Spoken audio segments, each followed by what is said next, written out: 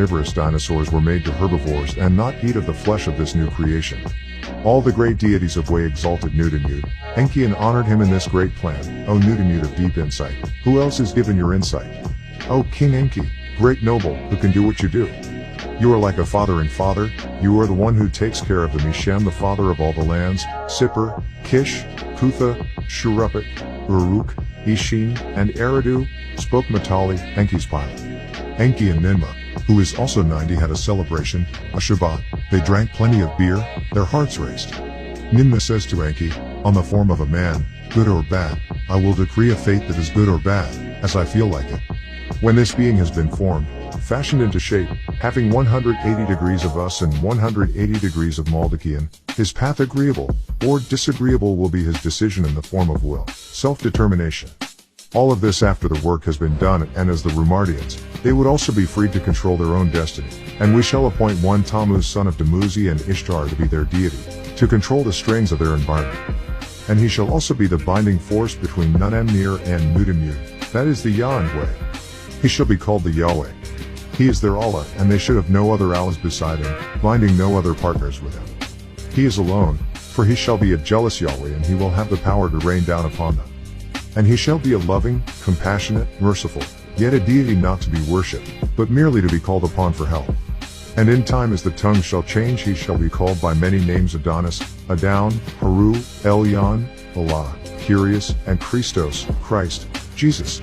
He will be thought to be the deities of deities, when in fact he is merely an Elo of the Alam called Yahweh Alam, one of the Malaikat, Angelos, or heavenly host.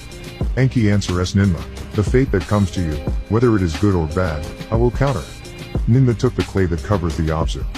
The first one she made into a man who when reaching could not bend his rigid hands, which resulted in the disease called arthritis, where brittle bones comes from.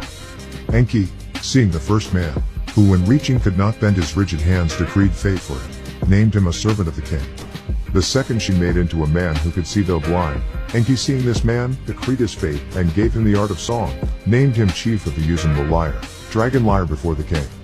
This defect produced stigmatism in the human today. The third she made into a man with paralyzed feet.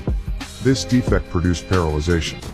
Enki, seeing the man with paralyzed feet, gave him his malam, terrifying glance, radiance like a silver ball.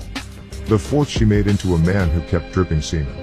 This defect produced the disease spermatoria. Enki, seeing the man who kept dripping semen, bathed him with incantation water. The fifth she made into a woman who could not give birth. This defect produced sterileness.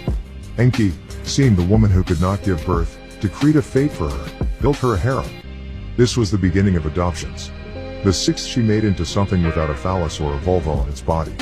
This defect produced the caudal regression. Enki, seeing something without a phallus or a vulva on its body, to serve the one and Lil had called by name over the great earth, the king decreed has his fate.